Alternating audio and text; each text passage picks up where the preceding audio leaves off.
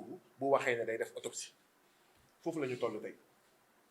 moo tax état du Sénégal moo tax ñi nga xam ne askanu Sénégal da leen dénk jiital leen war nañ xoolaat parce que tey jii ni kenn wóolootul kenn waaw Guy Marius Sagna dafa xaru kenn du la gëm même bu fekkee Guy Marius Sagna moo ko def bëggoon nañ quand même attirer l'attention de l'État du Sénégal et de la police sénégalaise par rapport à ça di dolli di massawu njaboot gi di dolli di massawu famille waaw sa doom gaañu muy benn ci naxar ñu naan déet ñu ne dafa xaru muy ñaar ci naxar bureau des relations publiques bu police yaa ngi di fàttaliku defoon na benn communiqué samedi 20 février 2021 ci communiqué boobu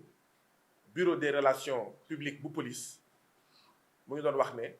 képp ku wax ne police sénégalaise dafa torturer dafa rey nanana ñu dal sa kaw te bañu ñu sax yóbbu la ci yoon waaw boobu man laa defoon benn post sama page Facebook le même samedi ne leen yéen police sénégalaise yéen a rey Pape Sarr te da ngeen ko torturer ba mu dee moo tax ñu yóbbu ma dikk naan ma yow yaay kan pour wax li tey laa koy gën a waxaat et ce n'est pas contre la police sénégalaise ce n'est pas contre l'État du Sénégal ce n'est pas contre le président Macky Sall mais c'est pour le peuple sénégalais ndaxte lii dal Abdou Faye lii dal Adja Ndiaye bu Dakaractu lii dal Pape Sarr lii dal Lamine Koita ca Fatick Jakartaman lii dal Bassirou Faye lii dal Fallou Sène lii dal Elimane Touré ak ñoom seen mais suba moo ma nar a dal suba moo nar a dal Xooxaan waaw suba moo nar a dal Aliou suba moo dal keneen ak keneen donc il faut que ñu fullal la question la problématique des violences policières gis ngeen bu George Floyd bi génnee àddina nit ñi dañoo génn ne lii mënatul nekk ñun nag sénégalais nag wax dëgg yàlla mu ngi noonu daal lii mënatul continuer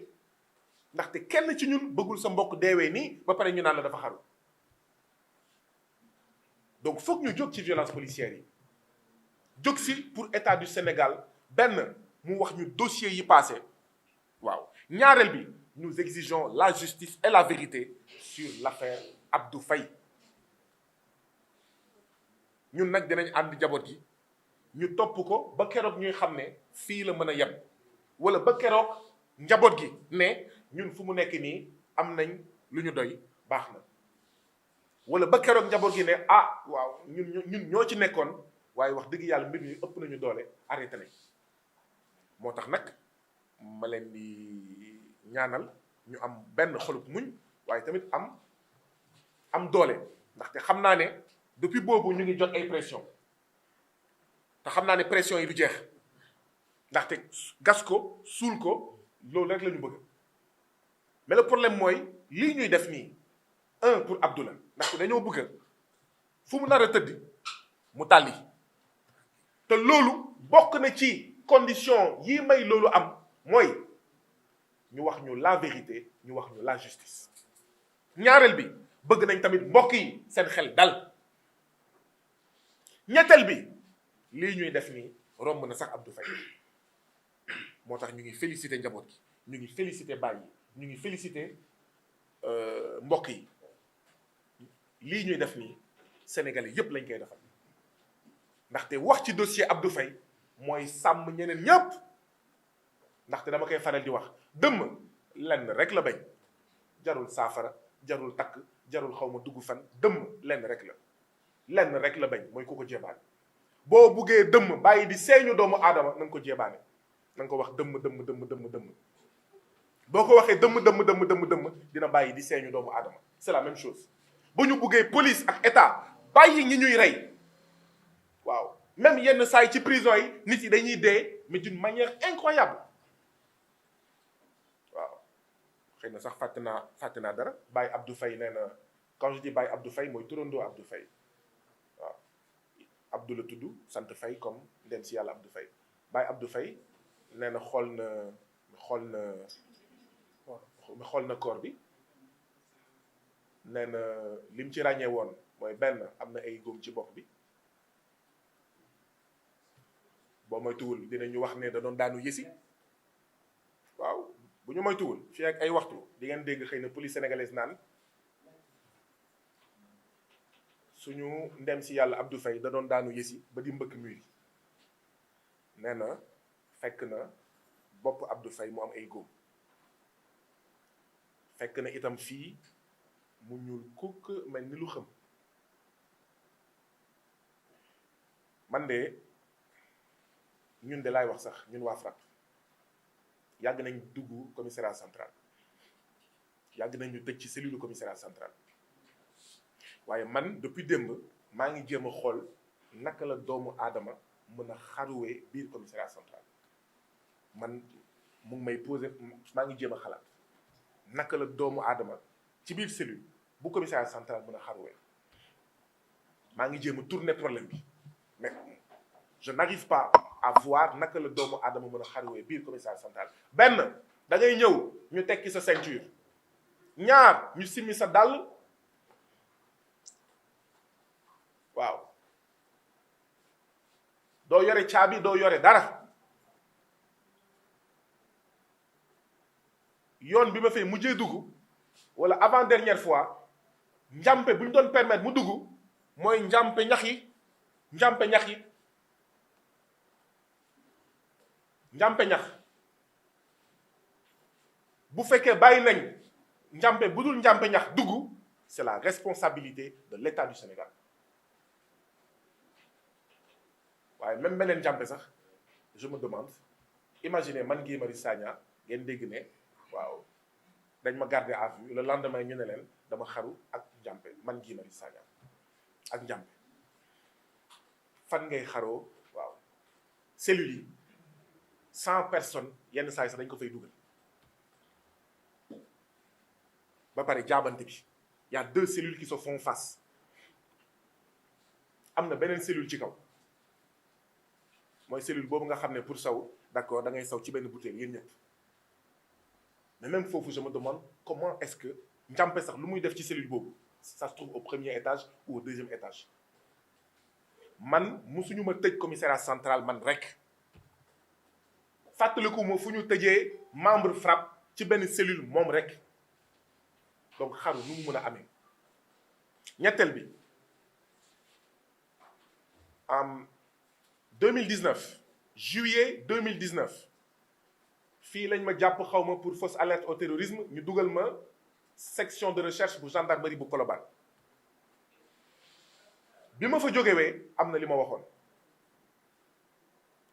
cellule gendarmerie bu Colobane dafa am loo xam ne moo ma fa marqué mooy cellule yépp am caméra de surveillance cellule yépp am caméra de surveillance am na foo xam ne boo fa toogee ci gendarmerie bu Colobane da ngay gis sur l'écran de télévision nga gis chambre yépp mais commissariat central am na caméra de surveillance néeg bi may wax naan ci kaw la néeg boobu nga xam ne benn bouteille 10 litres moo fa nekk ku nekk di fa dugal waaw pour saw mais néeg boobu dafa am caméra ay toog guddi nga gis lampe bi ci kaw mu xonk donc waaw foog ñu wax ñu justice et vérité foog état du Sénégal bàyyi li ñu naan déni de justice maanaam mbir am ñu ne du mujj fenn loolu tamit bokk na ci liy jur naxar ci askan ba askan réagiré comme nu mu réagiré mars ak février dernier waaw Fallou Sène acca Bassirou Faye acca Abdou Faye acca dara leerul Pape Sarr acca dara leerul Elimane Touré dara leerul mbokk yi ba léegi xamuñu mais loolu ngeen fone bu yàggee lu muy jur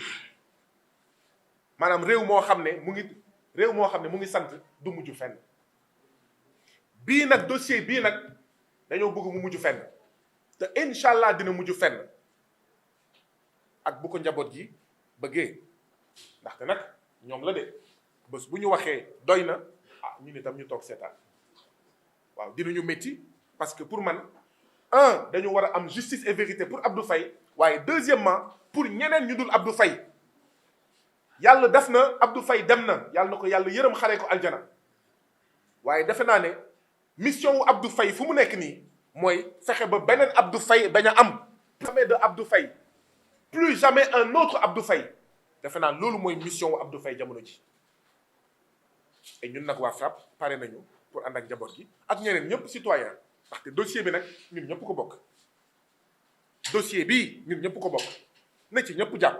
déedéet dossier bi ñëpp xaj nañ ci na ci ñëpp jàpp pour ñu am lu leer